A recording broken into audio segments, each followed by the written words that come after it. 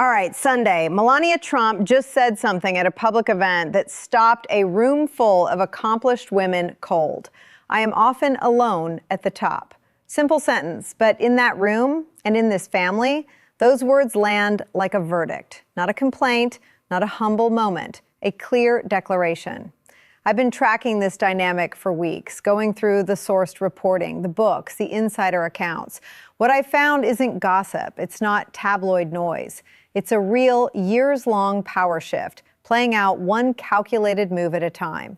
And most coverage is missing the bigger picture. This is a power story, been building for nearly a decade. Let me show you. Quick context first. Two women, one family, one spotlight, and not nearly enough room for both of them, at least not the way each of them wants to occupy it. Melania Trump, First Lady, former model, author of a memoir, subject of a major Amazon documentary that dropped January 30th, 2026, 55 years old, married Donald Trump in 2005, 11 years older than her stepdaughter. Ivanka Trump, former White House senior advisor with an official West Wing office, businesswoman, daughter of the president from his first marriage to Ivanka Trump, stepped back from formal politics when the second term began, cited family commitments. Still very much a presence, just not an official one anymore. The issue, both women have operated inside the same brand, the Trump family, for nearly 20 years. They share a name. They share a husband and father who is the most powerful person on the planet. And the power that comes with that position is not evenly distributed. It never has been. Timeline, fast version. Years before the first term, quiet coexistence, different lanes, Melania doing her thing, Ivanka doing hers, separate careers, separate public identities, minimal public friction. First term, 2017. Melania stays in New York for months while Barron finishes the school year. She's not in Washington. Her social media goes quiet. Her public appearances thin out. Ivanka moves in, fills the void. Second term now. Ivanka steps back. Melania steps forward, hard, deliberately, with a $28 million documentary to prove it. That's the setup. Now, the details. Okay, the evidence. First, the documentary. Melania's self-titled film dropped January 30th, 2026 on Amazon. The deal was reported at $28 million, paid directly to Melania. I went through the coverage of early screenings, the insider accounts, the sourced reporting from multiple outlets. Ivanka is not in it. Not a single frame, not a mention, not a photo on the wall in a background shot. Nothing. That's not an accident. This film features her son, Barron. It features her husband. It features her charitable work, her creative vision, her voice. It is a curated portrait of the Trump family unit, and Ivanka was cut from it entirely. According to Rob Shooter's Substack, which sourced multiple people with direct knowledge of the film's production and early screenings, Melania made it clear she didn't want Ivanka anywhere near this film. A second source with access to an early screening put it even more directly. It's her story, her rules. Barron is protected, Ivanka is gone, and the spotlight never leaves Melania. A third insider said there's zero love lost. Ivanka's absence is intentional. This is Melania's world, and she wanted it that way. Three separate sourced accounts, all saying the same thing. That's not a rumor. That's a pattern of corroboration. Now, what I want you to sit with. Melania didn't just exclude Ivanka from a film. She made a documentary that serves as the definitive visual record of her time as First Lady. The Trump family story told her way. And Ivanka doesn't exist in it. A woman who worked in the same White House, attended the same events, sat at the same family dinners for years. Gone, deliberately. The film represents Melania's own creative and financial project. Ivanka held no formal role in the second term, which makes the erasure even more pointed. There's no professional reason to include her, so the choice to exclude her is purely personal. Then there's this, March 12, 2026, an event honoring women leaders in America. Melania takes the stage. She calls herself a visionary. She talks about solitude, about instinct and focus, and the demanding process of building something under pressure. She links that way of working to her roles as a mother, a humanitarian, a philanthropist, and entrepreneur. And then she delivers the line that traveled fast. I am often alone at the top. In any other context, that's a leadership quote, a motivational pull quote for a podcast. In this context, given everything documented about her relationship with Ivanka, given that the documentary had just dropped weeks earlier with Ivanka completely erased, it reads as something sharper. IB Times UK noted the remark traveled quickly, precisely because Ivanka is also seen as a high achiever, which makes the phrase sound less like stray rhetoric and more like a line that invites interpretation, whether intended or not. And given what we know about how deliberately Melania manages her image, the whether it was intended part is worth questioning. Donald Trump, for his part, praised his wife at the same gathering and called her terrific and a big success, then added, in typical Trump fashion, that she might be getting too big for the White House. Loose enough to sound like a joke, but still centered on status and internal hierarchy, which is exactly the territory this story feeds on. If this breakdown's useful, subscribe. More coming on this. Okay, but look, I have to be fair here, genuinely fair, because the other side has real points worth hearing. Melania's defenders say all of this is projection, that we're reading a family war into a documentary that was simply Melania's personal story to tell. She has every right to include who she wants. It's her film, her money, her call. Author Katie Rogers wrote American Woman, The Transformation of the Modern First Lady, the definitive recent account of how First Ladies navigate power and public identity. In her research, she documented that Melania has consistently framed her role as distinctly her own. In her 2024 memoir, Melania wrote, "Stepping into a marriage with Donald, I found myself navigating the intricate dynamics of his big family. It demanded flexibility and openness." She went on, "I recognize their individuality, understanding that as their stepmother, my role is not to replace their mothers, but to nurture a supportive and amicable connection." That's a woman who has publicly framed her relationship with her stepchildren as warm and boundaried, not competitive, not hostile. The Ivanka camp's argument, she stepped back voluntarily. She and Jared Kushner chose to leave formal politics in the second term and focus on family and private life. She's not competing for the First Lady spotlight because she chose not to pursue it. The documentary absence might simply reflect her real-life absence from Washington. Ivanka made no public moves toward any First Lady role this term. Zero public statements from her team about any tension. No pushback, no counter-narrative. Even neutral observers point out the feud narrative has circulated since 2017. Much of the sourcing remains anonymous. No one has gone fully on record with their name attached.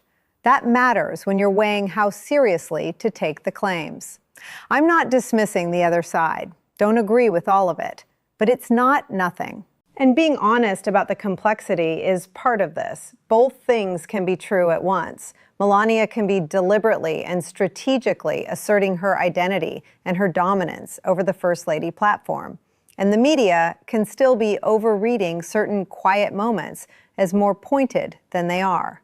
The documented record sits somewhere in between, and that's where I'm going to stay. What the documented record does clearly show, these two women have occupied the same contested space inside the same powerful family for a long time. The friction is real. The recalibration is real. And the documentary is the most concrete, undeniable evidence of it yet. This didn't come out of nowhere. The backstory goes back years, and understanding where it started is essential to understanding what's happening now. Because this isn't a recent flare-up. This is a dynamic that has been quietly building since the first day the Trump family walked into the White House early in the first term. Melania delays her move to Washington by 6 months. During that window, Ivanka, who had an official West Wing office and her father's ear, stepped into public-facing roles that traditionally belong to the First Lady, hosting White House events, representing the family on diplomatic trips, traveling with the president, sitting in chairs Melania would ordinarily occupy. Stephanie Winston-Wolkoff was Melania's close aide and friend for years, one of the few people with genuine inside access to Melania's private world. She documented the dynamic in her 2020 book, Melania and Me. Her account is specific and direct. Melania lived in New York. She didn't appear in public or release statements to the press. Her social media was quiet. Ivanka rushed in to fill the void as acting First Lady, issuing constant social media posts and press releases galore about her involvement with women's issues, lobbying Daddy about climate change, and attending every meeting she could slink her way into. Wolkoff also revealed Melania's private nickname for Ivanka and her husband, Jared Kushner. Melania called them snakes. Both of them, Jared and Ivanka. Snakes. That's not frustration. That's not mild irritation. That's a verdict delivered in private, which means it's what she actually believes. When Melania finally moved to Washington, biographer Mary Jordan documented in The Art of Her Deal exactly what happened next.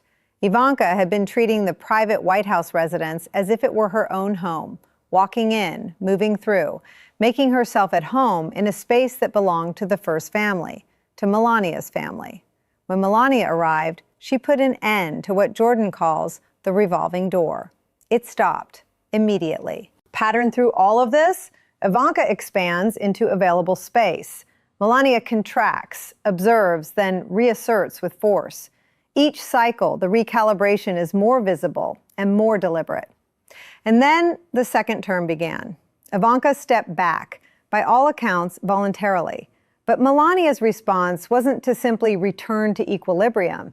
It was to seize the ground and hold it, publicly, financially, creatively. The documentary is the proof of that move. Following the trail? Hit like. March 4, 2026, State of the Union address. The whole Trump family assembled in the chamber, and the seating arrangement told its own story without a single word being spoken. Melania and Ivanka sat one seat apart. Barron Trump, Melania's son, Donald's youngest child, was placed in the seat directly between them. Read that again slowly. Barron, the physical buffer, positioned in the literal gap between the First Lady and the first daughter. Whether that was deliberate or coincidental, I can't say with certainty. But cameras caught it, social media caught it within minutes, and nobody said anything directly, which in Trump family communication style is itself a statement. Then came the fashion moment. Ivanka wore a glittery Oscar de la Renta gown to the State of the Union, detailed, metallic, high fashion, the kind of outfit that commands attention in a room. Social media immediately began comparing it to the metallic ensemble Melania had worn to the governor's ball. Two women, same family, same chamber, one seat apart, both in metallic gowns. The overlap became its own 48-hour news cycle. Style commentators, political observers, and casual viewers all picked it up. Within 2 days, the Melania versus Ivanka framing was back at the top of tabloid coverage across every major platform. But here's what I want you to notice, what the fashion coverage buried. While everyone was focused on the dress comparison, the more significant story was the pattern. 2 weeks before the State of the Union, Melania had delivered the Alone at the Top speech. The documentary had been out for 5 weeks by then, with Ivanka's complete absence already being discussed. These weren't isolated incidents happening in a vacuum. They were sequential moves in a longer play, each one building on the last. Melania's team, when asked about the documentary, said the film was Melania's creative vision and reflected her story. They confirmed nothing about Ivanka's exclusion specifically. No denial, no explanation, just a redirect to Melania's authorship. That silence is a message, calculated. This is not reactive behavior.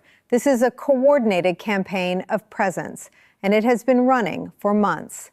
Drop your prediction below. Then keep watching. What do the people who've studied this most closely actually say? Katie Rogers, whose book American Woman is the most thorough recent examination of how First Ladies build and defend their platforms, documented in her research that during the first term, Melania and Ivanka were, in her framing, locked in a quiet competition for press coverage. Two women, one family brand, both managing their media profiles, both competing for the same finite attention. Plain English, this wasn't just personal, it was strategic. Press coverage is currency inside the Trump orbit, and both women understood that. Mary Jordan, Pulitzer Prize-winning journalist and author of The Art of Her Deal, the most detailed biographical account of Melania Trump, offered perhaps the clearest summary of the core dynamic. Speaking to a news outlet this year, she put it simply: Melania didn't need a second First Lady that Ivanka had kind of become. That sentence does a lot of work. It confirms that Ivanka was perceived by people inside the White House, by people close to Melania, as a co-First Lady in function, if not in title. And it frames Melania's years of quiet maneuvering as a response to that perception, not paranoia, a rational response to a real dynamic. Body language analyst Judy James, who has studied the Trump family's public appearances extensively, noted that Melania has shown consistent behavioral signals of stepping out from Ivanka's shadow, not through confrontation, but through deliberate assertion, presence, framing, control of the visual narrative. When researchers and analysts who approach this from completely different angles, a political biographer, a media scholar, a behavioral analyst, all land on the same basic conclusion, that's worth paying attention to. These aren't people who share a political agenda or a narrative interest. They're approaching from different disciplines, and they're all describing the same underlying dynamic. Consensus from everything I've gone through. The first term tension was real and multiply sourced. The second term shows Melania in active, deliberate ground reclamation mode. And the documentary exclusion is the single most concrete documented act in that campaign to date. Useful breakdown? Like it. Why should you actually care about this? Real talk. Here's the answer. The First Lady's office is not ceremonial. It has staff, budget, and an official platform with genuine reach. Direct influence over how the president's domestic image is shaped, to voters, to donors, to foreign governments, to history. During the first term, that platform was informally split. Two women with different agendas, both operating adjacent to the most powerful office in the world. Now it belongs to one person, exclusively. And she is using it with a level of strategic intention that is genuinely new. The documentary, a $28 million deal, her financial project, her creative control, is not a vanity project. It is an image operation. Melania built it on her own terms and decided exactly who appears in it and who doesn't. Think about what that means for policy platform attention. During the first term, Ivanka championed workforce development and paid family leave. Melania ran the Be Best anti-cyberbullying campaign. Two causes, two voices, two sets of press releases competing for the same White House airtime and the same media attention. Now, there is one cause, one voice, one platform. Be Best is back, and there's no competing initiative pulling focus. Political image makers study this. Campaign donors track it carefully. Foreign governments absolutely pay attention to who has access and who doesn't. 43 foreign state visits are on the schedule through the end of this year. Melania has appeared at the diplomatic events. She has stood beside world leaders and represented the family internationally. Ivanka has not been part of that picture in this term. That's not a small thing when you're trying to read the actual access map of the second Trump administration. The uncomfortable observation? Melania Trump in 2026 is operating with more independence, more financial power, more creative control, and more strategic deliberation than she ever did in the first term. The woman who sat in New York for 6 months while Ivanka filled the void is gone. What replaced her is more intentional, more assertive, and frankly, more interesting to watch. What informed observers are tracking right now: who accompanies Trump at each diplomatic event, which causes get White House platform, and whose name is attached to them. And when Ivanka appears publicly, whether those appearances have any connection to White House messaging or priorities. That map, read carefully, tells you more than any quote from any unnamed source. How has Ivanka responded to all of this? Publicly? Barely at all. She attended the State of the Union, posted on social media, content mostly about her children and personal life. Normal, low-profile activity. Nothing that engages with the documentary, the speech, or any of the coverage swirling around her name. No public statement about the documentary. No interview about the family dynamic. No pushback. Her team has confirmed nothing and denied nothing, and the silence has held through every news cycle this story has generated. But the silence is its own kind of statement. News Nation reported that Ivanka was notably absent from the UK state dinner in September 2025. Sources told the outlet that Melania didn't want Ivanka there, that after feeling overshadowed during the 2019 UK visit, Melania was determined not to let that happen again. Ivanka's team offered no comment. Then the State of the Union seating, then the fashion overlap, then another round of coverage. Each beat dropped close enough to the others that the pattern is visible if you step back and look at the whole timeline. Ivanka's response across all of it? Nothing direct, no escalation, no public countermove. The countermove, if there is one, is happening in private. Consistent with how Ivanka operates, she doesn't fight in public. She plays a longer game. Melania asserts, Ivanka waits. Neither escalates where cameras can see it. That is a Cold War. And Cold Wars can run for a very long time. What's still genuinely unclear? First, what Ivanka's next chapter looks like. She's stepped back from formal politics, but nobody who has watched her career believes she's gone permanently. She is 44 years old, with resources, relationships, and a name that carries weight. The question isn't whether she returns. The question is when, and whether that re-entry creates a new collision with Melania's carefully constructed lane. Second, whether the documentary exclusion was a one-time statement or the opening chapter of something longer. Things that are coming. The Amazon documentary is still streaming and still generating reaction. Melania has public appearances scheduled through June 2026, diplomatic and humanitarian events, each one a chance to shape her image further. Ivanka has made no announcements about any future role. The date to watch: the next major Trump family joint appearance where both women are expected, state dinners, holiday events, any moment where both are in the same frame. The seating arrangement will tell you more than any quote from any unnamed source.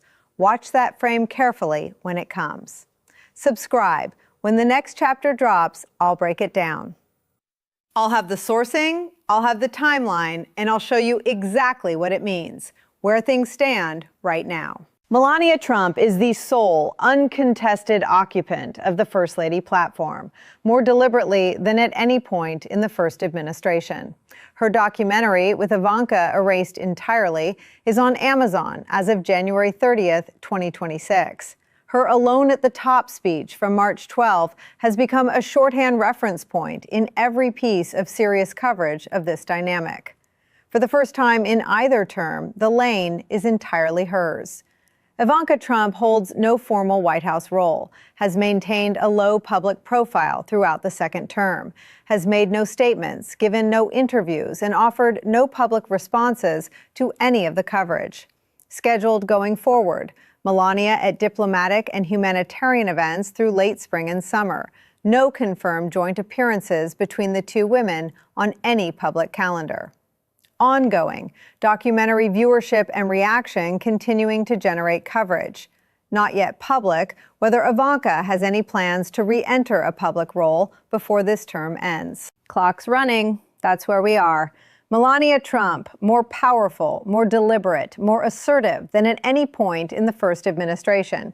Surface read, a stepmother and stepdaughter with long-running personal tension. But step back and look at what's documented. The documentary exclusion, confirmed by 3 separate sourced insiders, not rumor. The alone at the top speech, delivered publicly on video, archived, not rumor.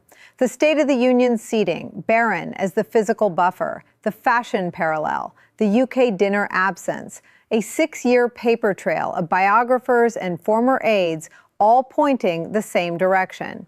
Each one is a data point. Taken together, they describe something real. I'll be watching the next joint family appearance and whatever Melania's next project is, and who gets an invitation to the next state dinner, and whether Ivanka at some point decides that staying quiet is no longer the right move. Story's not over, still developing. And every move in this dynamic is documented in the public record for anyone paying attention. Subscribe for the full picture, not just the headlines. When new sourcing drops, I'll break it down. Talk soon.